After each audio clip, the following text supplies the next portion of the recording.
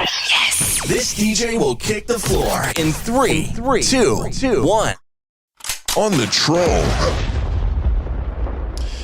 Hello and welcome back to Mzansi. We are back again. It is that time of the night where we have to talk about the surrounding of South Africa. It's no longer about one thing. It's about everything that is happening. Yes, we are here. We are here again, as we promised, and I hope we are still early.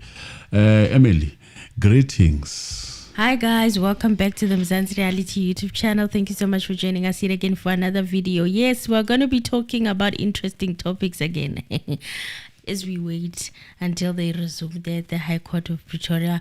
But I'm sure you can tell with this year, it's going to be quite an interesting journey with ons and offs and offs and ons. A lot of things. We're going to be pausing quite a lot. That's my prediction. Yes, we are going to be pausing. I mean, this is South Africa, and that is what makes South Africa. South Africa, everything takes its own time. Ad hoc takes its own time. Yeah. Whether needed or not, it's a story for another day, but it does. I tried to follow that ad hoc committee thingy, you guys, and I just got impatient. I mean, they were using online service, online platform. They were there online. They were using Teams. I think it's Teams, yes, Microsoft Teams. And they were not showing, their cameras were off, and they were just flashing this document. It just felt like... they were sharing that document. There's a document that they shared on the screen just to hide. That they have to adopt. And then the highlights, maybe a summary, one I would say, from going online and looking at what those who followed it thoroughly got from that, because I just got impatient. I left and I needed to do other things. I was So they are saying that they are going to ask for legal services from outside of Parliament.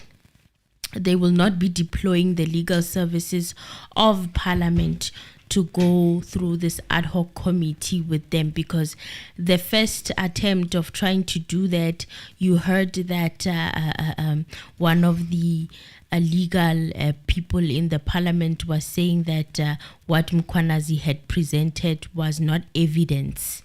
And the CIC got very offended by that. He lambasted him and said, you know what, you cannot say that. You are starting on the wrong foot. You are starting, first of all, by making a determination that what Mkhwanazi said is not evidence. So he did not take kindly to that. It was wrong. It was incompetent. You haven't tested as a lawyer whether this is evidence or what. Yes, it is said where it is said, but you are here to determine whether this is evidence or not. So if you pronounce already that this is not evidence, then where are we going? Why are we here if you already found out that this is not evidence? It was incompetence, grossly incompetence from these people. How could you do that as a person who has low background? Well, there are some people who were agreeing with him to say, no, he's actually not wrong. No, that's a faction. In a court of law, it's evidence until it's presented in court. If it's not yet presented in court, it's not yet evidence. In a court of law, it's evidence if it's presented in court. So evidence is only evidence when it's presented in court. That's the submission. That's shallow-minded. It is very shallow-minded, in my opinion, as well. I feel like that's shallow-minded. I mean, it was wrong of him to pronounce such. What was the point of at the beginning, at the starting, things have not started. People are still upset. A machine that was sent to he sounded like a machine. Yeah, true. It didn't sound like a Leonard Sibanda colleague. And also, they were already starting on the foot of the chairperson of this ad hoc committee coming from the political party field, with a minister that is being accused coming from the same political party.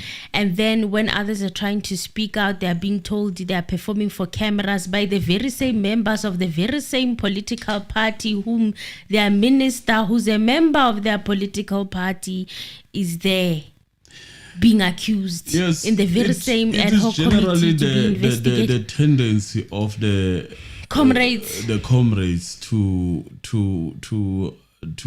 patronize people and also, in my opinion, gaslight people. I mean, I think this leadership of the ruling party, because they're still ruling, it has that tendency. It's arrogance that I've seen. Like the education minister who was said to be at school when he was expected to come and answer on the committee. Yes. Higher education. Mncunu's utterances after Mkhwanazi'S pronunciation. It's a lot of things that really are showing the signs of arrogance, and we are going to do as we want. And then there is a secretary who's always making noise. I mean, I'm sorry, the guy is always defending. And you get to hear from the ANC Youth League leader after Mkhwanazi'S utterances. You hear from the ANC Youth League. It runs in the blood. I mean, you can almost feel that this is how we are going to move, but we're not there. But it is something that I have observed this year. There is no, we are sorry.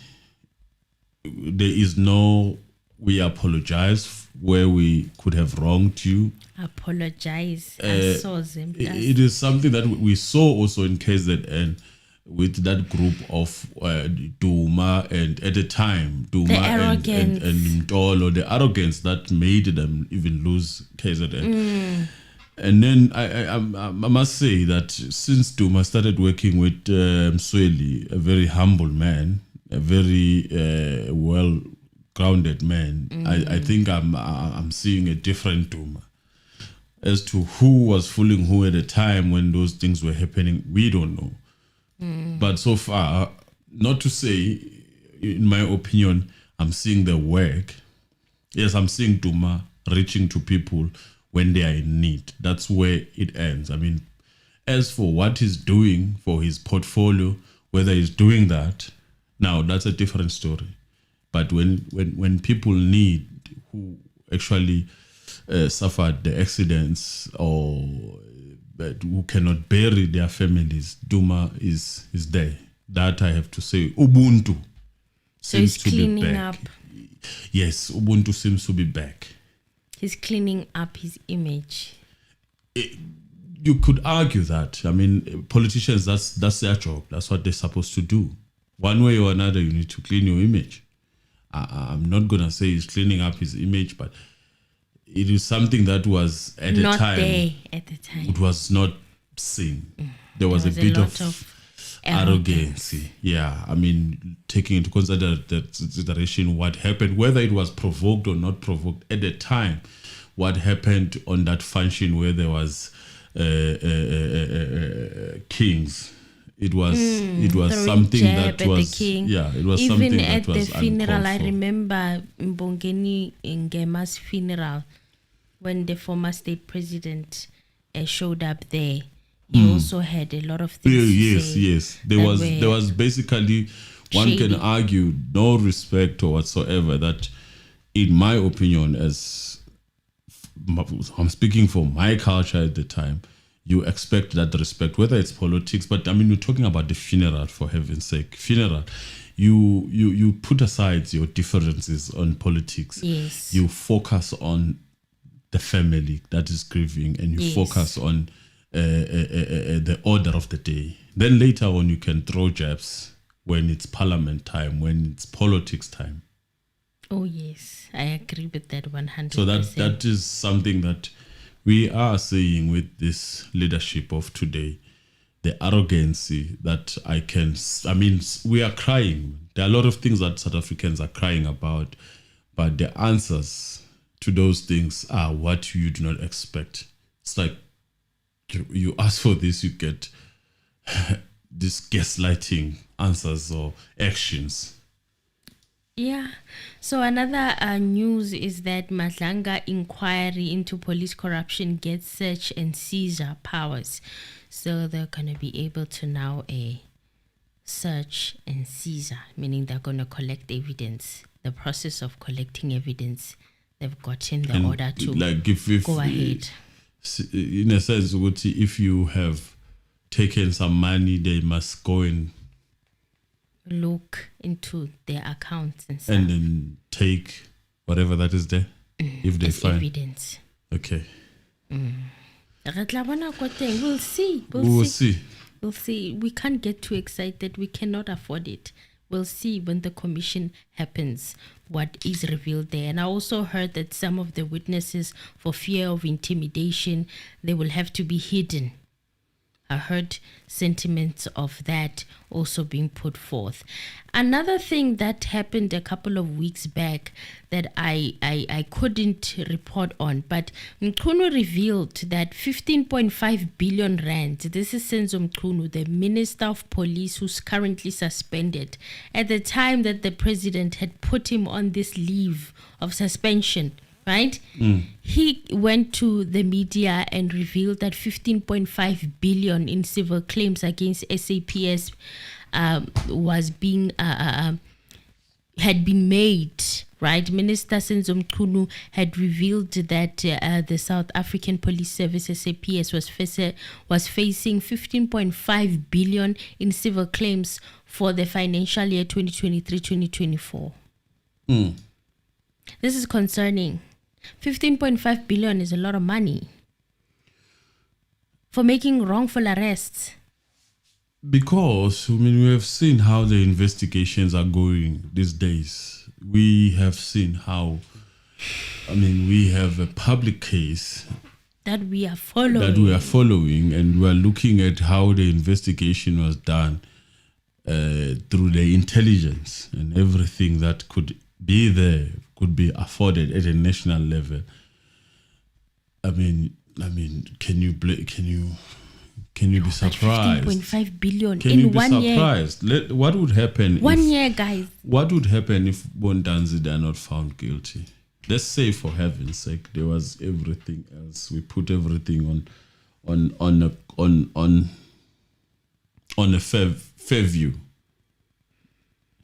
And then Bondanzi were acquitted. What do you think would happen? Obviously, Doesn't you have it to add sue the to that? state. Wrongful arrest. There you go. Zamoguhle. But I'm still waiting for the conclusion of this case. There you go.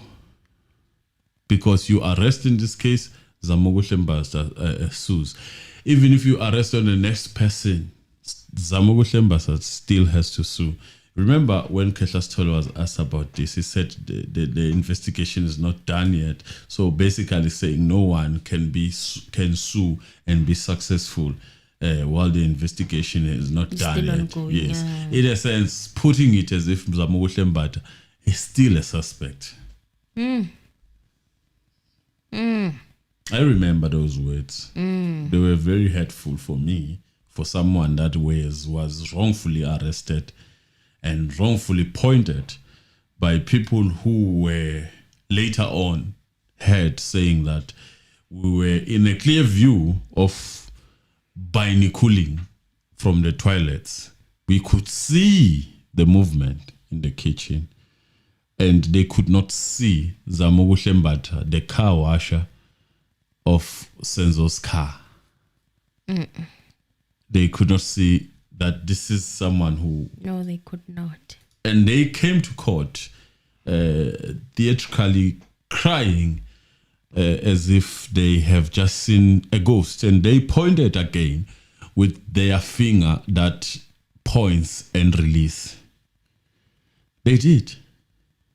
And they're quiet these days. Very quiet. Awful quiet. What can they say? What can they do? It is what After it is. all that, I would want to see how they are feeling about Absalom Zungu Like, I mean, since they've had opinions and now and then they were throwing jabs where it was fitting, I thought when Absalom Zung came, they would make a song about it, because it's always, if there's a breaking story about Senzo, there's always a song. Yes. But they're quiet. You know, I thought this time they were going to say, like, okay, last time was Zoshai Kwela. Maybe this Zwagele Gikwela. There was stuff like that, a new song. But they are quiet. They are quiet. They are nowhere to be found. Nowhere to be found. But the finger has pointed. Now Absalom Zunga says, no. This case is built around me. I will not accept that. I did not write an affidavit that is there in that court saying that I have written it. I did not do such a thing. Coming from the main storyteller, according to that court, helped by the better storyteller in Zoom, the junior. And then he repeated as well and reiterated that his son, you know, they were talking. Hungry. Yes, they were talking about promotions and stuff, and money and a lot of things that he wanted nothing to do with. If for many reasons, if this was to be taken, and they say, okay, because of, let's say they continue defending, and then eventually it comes to Absalom, then he comes and say that, then they release everyone. Everyone who's serving a sentence goes and serve his sentence. What then happens to someone who pointed at people? Perjury. You lied under oath in a court of law. But it's not the first time this person is pointing. But this time they did it in a court of law in front of a judge. Oh, yes, they did that. Very interesting. They'll have to come up with a very creative excuse. It will be very interesting to see the end if that was the case. That's why I'm saying the issue of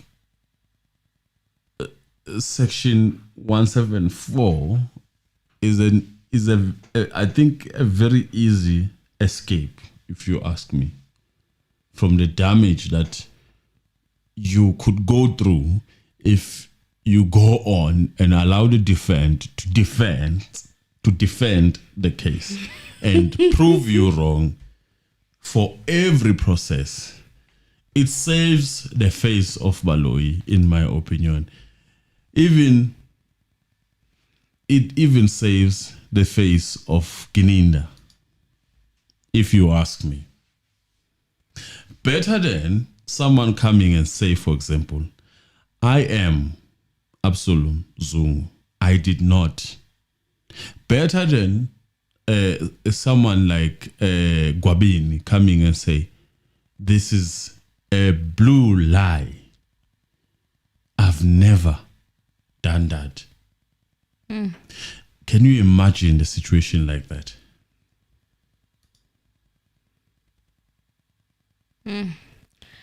Let us hope and pray for the protection. So the billions that were spent, is that he's safe. The billions that were spent, I don't know what was the direction and maybe what was a hook about this whole thing being said, or maybe it was going to the shootings, because maybe someone was going to say KZN is leading of shooting wrong people and they get it was an interesting time when this report got released. Yes, I think it's not full of words for me. I expected to say more. Well, this raised fresh concerns about police conduct and accountability. So, in a written parliamentary reply, Mncunu said that the majority of the claims stem from wrongful arrests and detentions, which alone account for over 14.8 billion rands across more than 15,000 cases. An additional 741 million has been claimed in 180 incidents related to police shootings. While not all claims result in payouts, the state has already paid over 528 million, with 466 million for wrongful arrests and 62 million for shooting-related matters. I can imagine a lot budget, of that money comes from Joburg. But let's continue. And this budget is way more than what is being spent on the police service itself. Do they spend 15 billion per year? I guess. These include court-ordered payments and out-of-court settlements. The minister described the claims as a serious concern, adding that internal reforms are being implemented to reduce future liabilities. These include improved training, legal compliance monitoring, and a focus on high-risk police stations. Which then speaks to what you suggested, in a sense of saying that it should be guided by the, what do you call the maybe there should be lawyers that are there when people are arrested at police stations. Yes. I mean, I don't understand that SAPS, I didn't even know that SAPS has a legal department. I think the first time I heard it was from that interview that Advocate Tefo had done.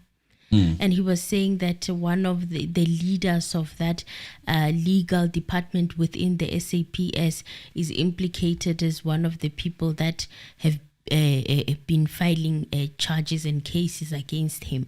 So allegedly, that was what he was saying. But then that to me came as a surprise. I didn't think that the SAPS has a legal department. It would have been wrong of you to not think about that.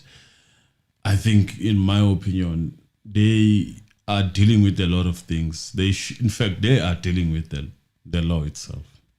Yes, they should have lawyers stationed at every police station so that they avoid all of these wrongful arrests and the circles mistakes that we go through. And, you know, I mean, why don't you have like at least 5 lawyers stationed, or 6, 3 during the day, 3 at night? They interchange every time you don't feel like you're sure. In any case, they are in need of jobs, these people. We have a lot of lawyers here. Yes. So many people studied law. Yes. They can use their degrees and the knowledge they have to assist. What is going on? It's almost like, our government enjoys this. They enjoy this chaos. The extortion that comes through people then claiming that you wrongfully arrested me. And we cannot say that not all of them who, sometimes it's a procedure. I remember being infuriated by one of the cases I was following from Soshanguve there was a December festive shooting that happened in Soshanguve, and it took like 4 lives of young people.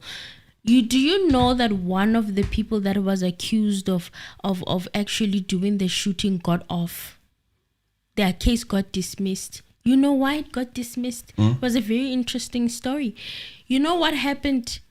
He was arrested and then he was kept in the cell and not taken to court on time. When the Monday came, because he had been arrested, I think, on a Friday. When the Monday came for him to appear at court, he did not appear. Turns out, the police officer that was supposed to transport him to court forgot to take him to court on Monday. Conveniently. And you know what happened? Because of the 48 hours, is it 48 hours that you have to appear before a magistrate? He was let go. Like that. This is the stuff we deal with. Whether he did it or not, it was never entertained. So can you imagine someone violate you one way or another, then you hear stories like that? And people always are traumatized, victims of crimes. You will be walking casually, going to the tuck shop, and then the next thing you meet the person who committed a crime against you. They've been let go after 2 days. On the basis that they were not taken to court at the right time. Did they fire those police? I don't know. I Most never probably followed they up did afterwards. not. I think they're still working. They're still having their jobs. It's business as usual. What a way of escaping being persecuted. A very nice way, to say the least. If my brother is arrested and I'm a policeman, I purposefully forget. And that is how some people end up even feeling like there's no hope. There's too much corruption. What if this was not even a mistake? You know what someone was telling me about? Someone from Zimbabwe said there are no things. There are no such thing as that one. Of bribing police officials. No. Are there around this time the police have taken off their shoes? They are chilling there. There's nothing that can make them run that much unless there's a crazy person who decided to do something very crazy, because we always have crazy people now and then. Number two is that they release one truck that takes people to court. But the way you run to that truck for your life so that you get a day in court. If you miss it, but you will see the court in 6 months. Not be exonerated. I'm telling you, someone from Zim was having a conversation. He was saying, What? "This is obvious. There are people from Zim here. They can tell us what happens. But you run there, Baba. But you jump. You push yourself. You don't chill. You on wake the cell. up. If they leave you on a cell, you push the cell and yay. I'm going to here. have to be at court by 8 o'clock. Because but if you come and then you never came on the day you were supposed to come, or the court throws that Postponement for thing and 6 postpones months. for 6 months. Zohlala jail. And then in South Africa, 48 hours. I haven't forgot how many hours it is. I think it is 48 hours. And based on that, you can be released. This is nonsense. So what? They are saying you've been violated because of that. Your human rights have been violated. You're supposed to appear before a magistrate within 48 Which hours. hinges to constitutional right, which we are going to talk about. We're going to talk about. Let me wrap this up quickly. Mncunu's disclosure comes as he remains on special leave following serious allegations of political interference and corruption cover-ups within SAPS leadership. Parliament has since launched a judicial commission and ad hoc committee to investigate. The growing civil claims and leadership crisis have deepened public scrutiny of the SAPS, with civil society organizations calling for urgent accountability and reform. So another interesting thing that happened today that I saw in the media, Minister Mamuluku Kubai says that they have been dismissing some prosecutors who have been found to have broken the law. This is the Minister of Justice. So, from what Mkhwanazi claimed, judiciary and Some prosecutors, one way or another, is being vindicated. In fact, that's what Kubai was saying. He agrees with him, except that you get others who are feeling offended. That no, there's no such. He needs to bring proof. Gladys Breitenbach was saying, And Maya, is it Maya? and also Justice Meyer, they were Yes. saying he must bring proof. Must bring proof of what he's saying and the allegations that he's making. The holier than thou. However, she says that those who do their work in the NPA continue to have their lives threatened as well. Let's play the footage of what she was saying, because it's an interview from Newsroom Africa that she was on. I think it's about 2 minutes long. Let's go through it. The National Director of Public Prosecutions, Advocate Shamila Batoy, earlier this year expressed concern, Minister, about, quote, rogue elements inside the NPA, allegedly colluding with criminals to sabotage cases. These are remarks at the time that you said were, quote, unfortunate but still deeply worrying. You also said you would possibly consider launching an investigation into prosecutors involved in such practices. Where is all of that now? Thank you. I think the issue here, we got overtaken by events because eventually then we found ourselves with General Mkhwanazi making almost similar comments that led to the Justice Madlanga or Madlanga Commission as we know it now. So we are believing that all of us, because the president has made that proclamation, has also made those terms of reference, and we are included as the Department of Justice or the portfolio of justice in that. And we believe that we shouldn't do duplication of work. We should be able to allow. But again, internally, what we have encouraged, for example, issuing of ensuring that where there are wrongdoings, definitely disciplinary processes must be encouraged, and we have been dismissing quite a number of prosecutors who we have found not to be doing their work. Similarly as well, in terms of prosecutors that we think or we believe that have broken the law, they have been brought and charges have been brought before them. Several of them, I think there's one case that is running currently of a prosecutor in court, but also not only around us, Iman, talking about rogue elements. We do have good men and women in the NPA whose life continued to be threatened. You'd remember recently we were laying to rest a prosecutor in Kabeja who's been killed.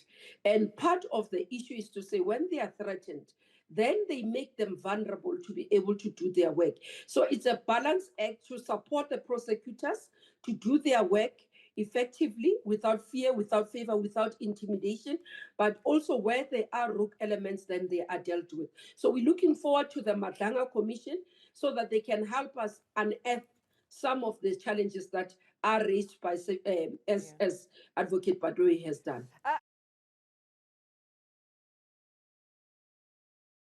Was that Advocate Baloyi or Advocate Baloyi? That just. Was that Advocate Baloyi? I think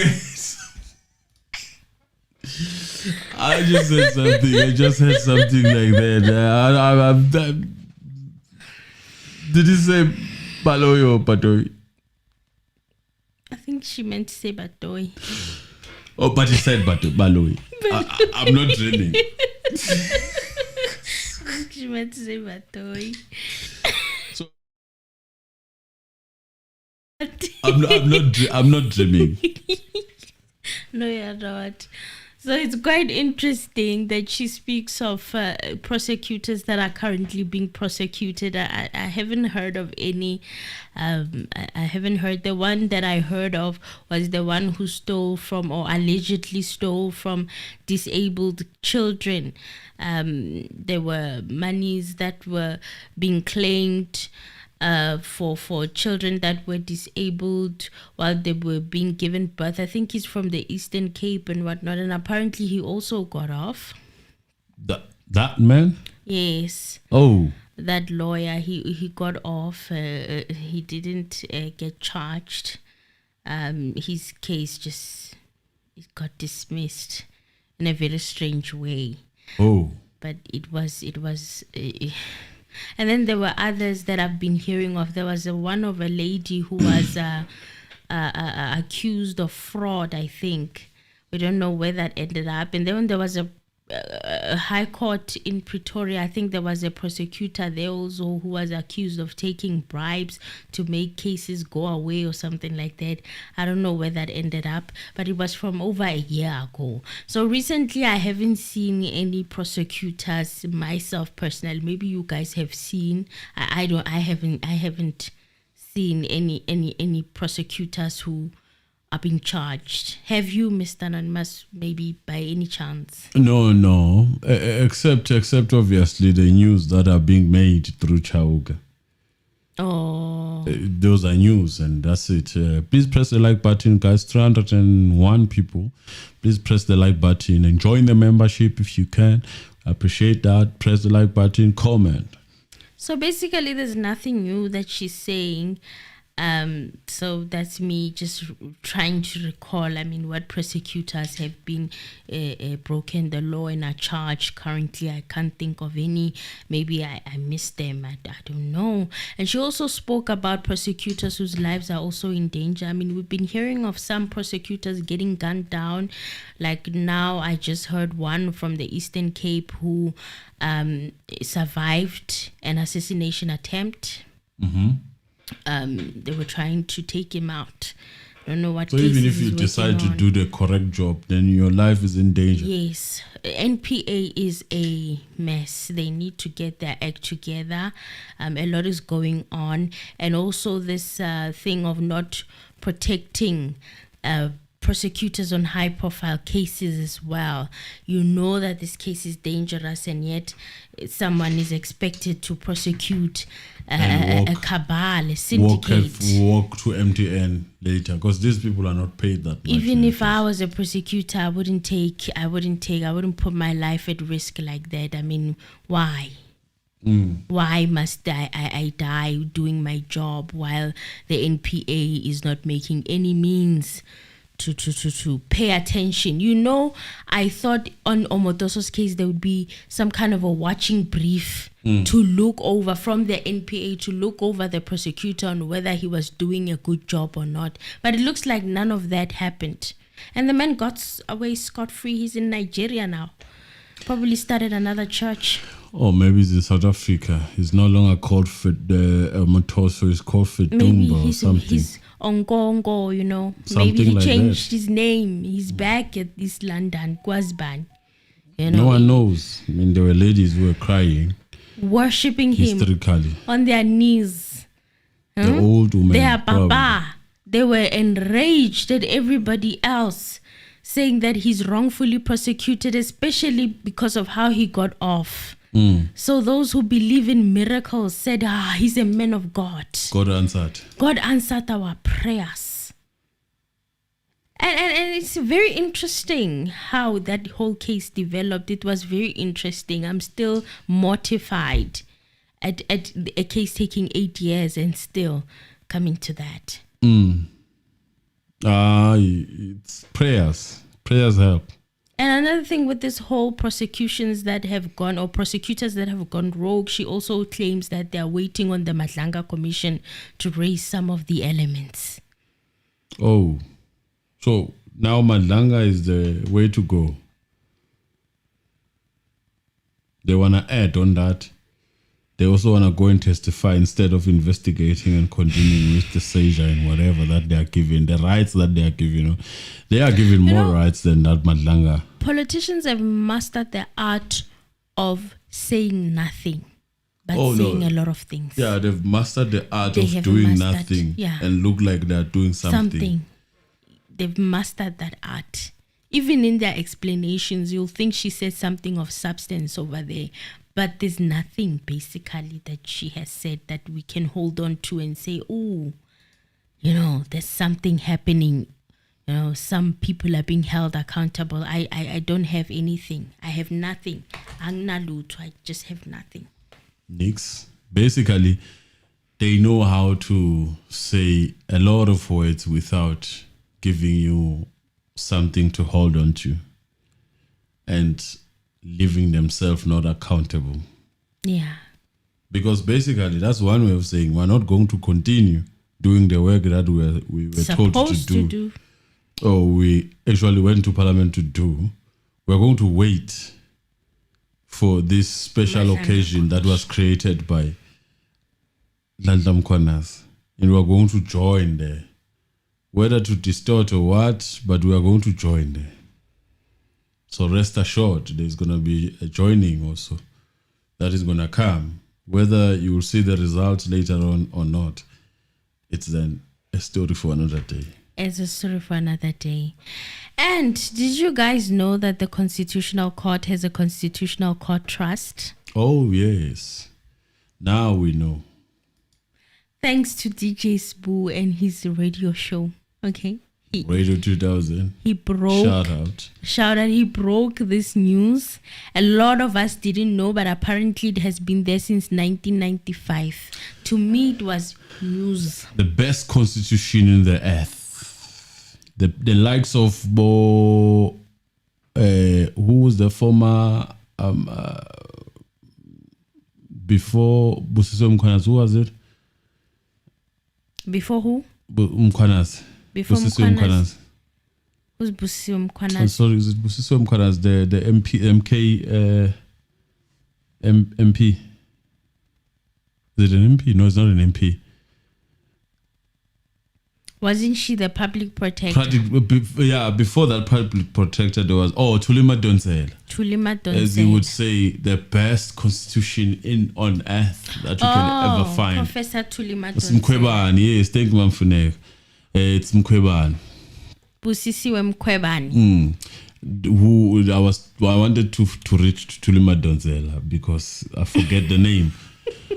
The best constitution in the earth requires a trust from a lot of people who are non-South Africans. Yes. Yes. They have funders. I had no idea that the Constitutional Court had a Constitutional Court trust and was having very interesting funders. A lot of non-South Africans. A lot of constitutional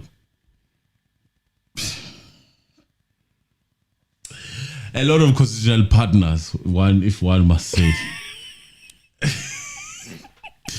Banks, Bank of America, Financial institutions. Atlantic please list them. Philanthropist, Bertha Foundation, Carnegie Corporation of New York, Claude Leon Foundation, Delegation of Flemish Government, Freedom House, French Institution of South Africa.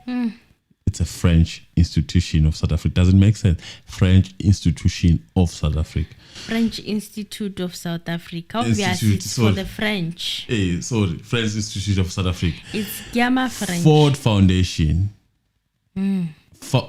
Foundation of Society, Law and Art in South Africa. Embassy of the Kingdom of Netherlands. The Dutch friends of ours. We also hold highly from the Dutch law. They are definitely supporting the Dutch law. The Roman Dutch law. Yes. We don't know if Romans are here. Embassy of the Kingdom of Netherlands, yes. Mercury, a Phoenix Foundation, Melon Foundation, Maud Foundation, Open Society Foundation. Synonymous with the name George Soros. And there is another one for George Soros also, Open Society Initiative for South Africa. Open Society Initiative for Southern Africa. Africa, yes. Is also under George Soros. Yes, Open Society Fund. The Royal Ministry of Foreign Affairs in Norway. Our Norwegian friends. Then we have Roads Trust. I think we have an idea what Roads is the all roads, about. we have an idea.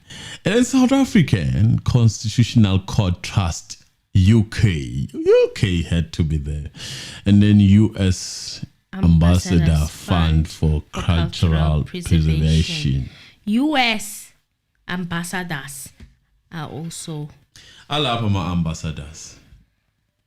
So, I don't know if we would be interested in who is the founder of the US, for example, if we say who's the founder of the US ambassador, the ambassadors founder.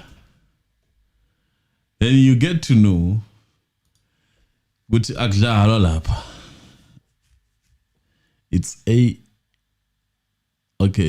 is a government-funded program that helps partner nations preserve a wide range of cultural heritage sites, such as historical buildings. Now you get to know why some of the buildings are here.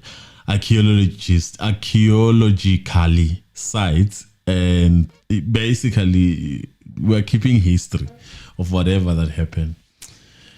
It makes sense. So I guess that includes the Robben Island. It is protected through this fund. And why is it partnering then with the Constitution? Oh, in case you want to take them down, then they go to Constitutional Court.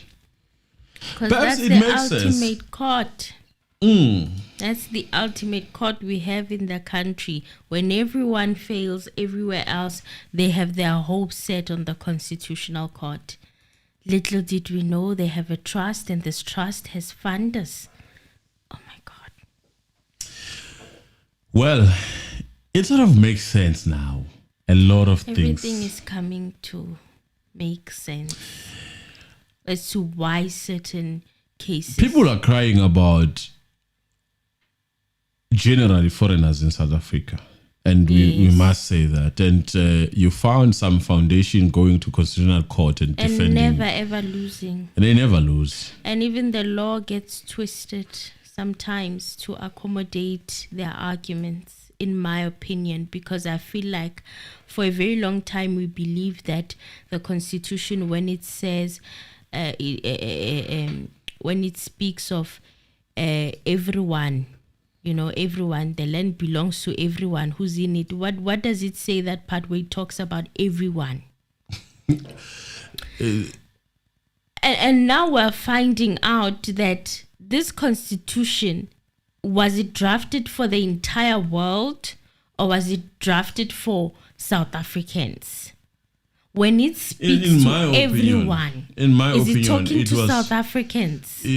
Or is it talking to the world? To those who live in it. Yes. It basically speaks to generally everyone. Anyone can come from Netherlands and chill here. It belongs to that person. Because when you look at the injustices that were happening in the past, other races were excluded. Majority people of color were excluded from the laws that were done back then. So when they said everyone, it was to accommodate the races that were previously excluded. And now this everyone has somehow managed to accommodate the entire world. And I know a lot of people are like, but you guys are always speaking of Africans. We don't just have Africans in the country, have everyone from all over the world. Oh, from Norway. Others are from... They come here, they chill for 4 weeks, and then they decide we do not want to go back to our We countries. like the weather. Digital We enjoy the weather. nomads. Oh God, it's cold in where is it cold? In England. I just want to chill here. Just have a piece of land. And now the Minister of Home Affairs is going around opening branches for them all over the world. Australia Home Affairs branch for South Africa. Where have you seen such? It's crazy situation. And then now you find out that there's certain organizations, when they go to court, it doesn't matter. It's a showcase. Even judges, they forget about everything, as in my opinion. They just focus on that.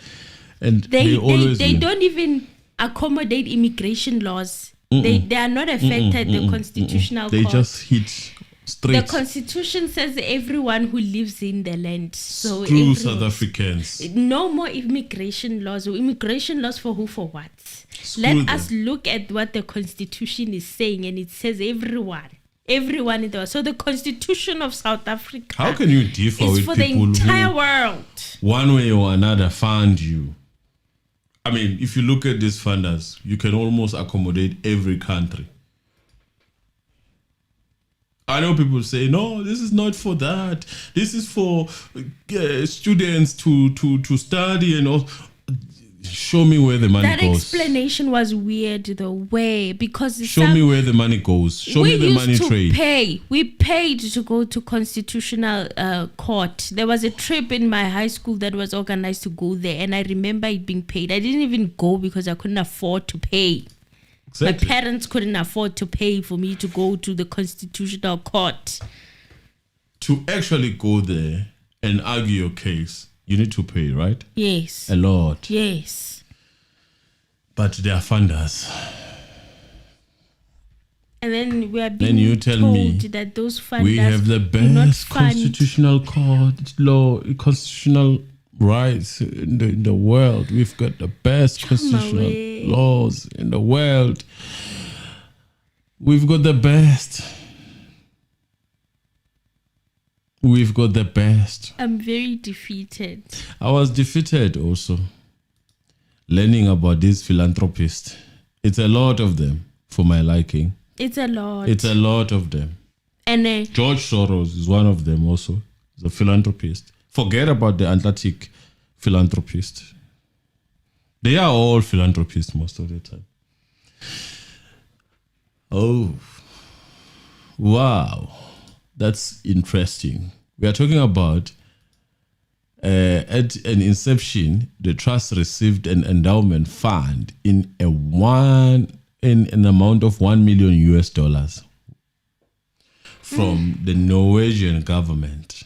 I was interested. This one, the Norwegians, they like us.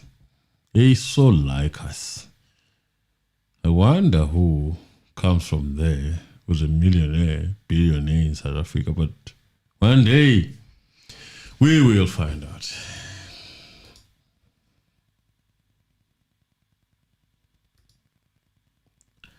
So, are you digesting that? I'm digesting it. And I'm also looking at this website of theirs. A lot is going on that I was not aware of. It's not difficult to follow the lead, if you ask me.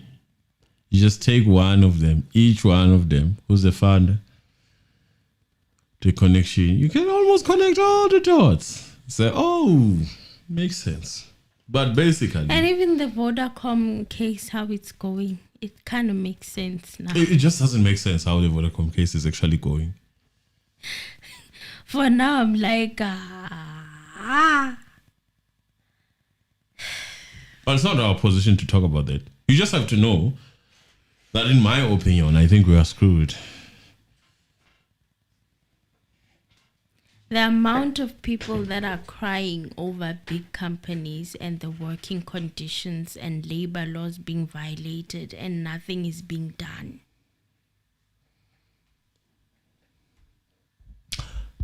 I think we are screwed. There is nothing you can do, man. At this point in time, everything, maybe we needed to press a reset button from that time where people were putting bandages. In my opinion, 1994, a reset button was supposed to be pressed. This whole thing we're living here, It's a lie. in my opinion, it's Everything just a is a facade, a lie. Everything is a lie. Just doesn't make sense. It just defeats you. You know, there was this other girl on TikTok who was talking about this song, South Africa, we love you. How many of you guys remember that song? And she was saying that she asked people of no color that she was working with when she entered the work world, and she was like, don't you remember that time, you know, everybody was so happy and this song was being played everywhere, and people of no color like, what are you talking about? Like, what are you talking about? We don't know that song. What is that? Like, In South Africa, we love you.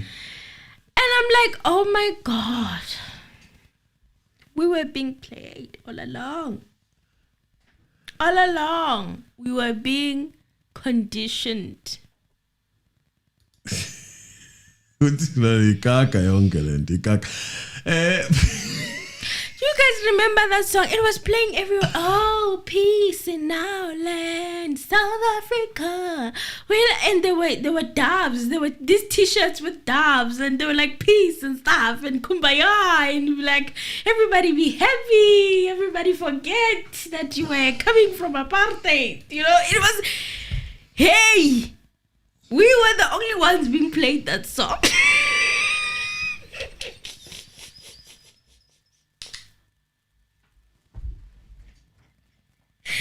It's a painful realization. press the like button even if you don't like what we are saying. And Now that you're seeing, since 1995, there has been a constitutional court trust, and their funders. When have you seen a And around that, South Africa, it was around this time, 1995. we also don't have Reserve Bank. No, we don't. We don't It have a belongs central to bank. Switzerland or something like that. It's Switzerland. So we actually don't have anything. We don't have anything. We don't have anything. We just have to see. Even now, as we are speaking, companies owned by foreign people are extracting minerals as we speak right now. We don't have anything. There's nothing we have. It's even difficult to talk about it because we have defenders in the form of politics. Yes. In my opinion, it's just interesting days. They keep on speaking and speaking and speaking and speaking and speaking and speaking. Even on this clip Bastards. that of DJ Spoo talking about it on the radio, can you believe there are people who are defending this? What are they saying? Oh, I love South Africa, man. We just have these thinkers, these thinkers. They are This smart. special group of people. The special group who will of create people. excuses for group. everything. There are people who are actually defending this. I'm so shocked. Yes, you find people who are defending this. And those people normally are those who studied the so-called Roman Dutch law, who know more than us. They will defend it. So Please please. pray that that footage as I look for these comments. Oh, yeah. Forgot there was a footage. Actually, this thing can piss you off. I wanted to share with you guys this, man. I'm scared. Did you guys know that the Constitutional Court in South Africa has got something called the Constitutional Court Trust? Yep, it does. I know. I didn't know. And the Constitutional Court Trust has got funders. It gets funded. By whom? Private people? It gets funded by NGOs, by private but in foundations. Foundations like Atlantic Philanthropies, Bank of America, Bertha Foundation, Ford Foundation, Carnegie Corporation of New York, the Open Society Foundation, George Soros, Freedom House, French Institute of South Africa, Foundation for Society, Law and Art in South Africa, Embassy of the Kingdom of the Netherlands, Mercury Phoenix, Mellon Foundation, Mott Foundation. Did you know any of this? The first time I found out it was this weekend. So this trust does what for the Okay. Constitutional Court? So I know this pretty well because I was there when the trust was actually founded, and I was the executive assistant. So now you know, tell us.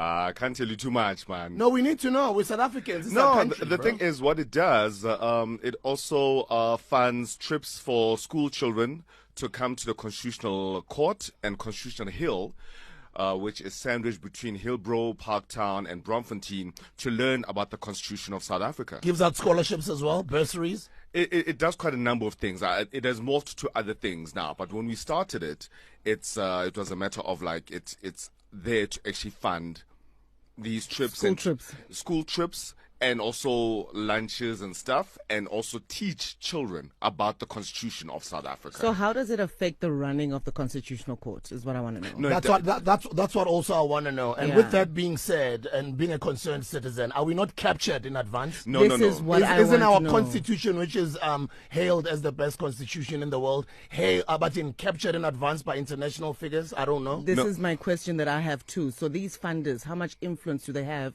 in the running of the Constitutional Court? No, they don't have any they don't have any hand in the running of the Constitutional Court, because it's not funding the court, it's funding the Constitution Hill.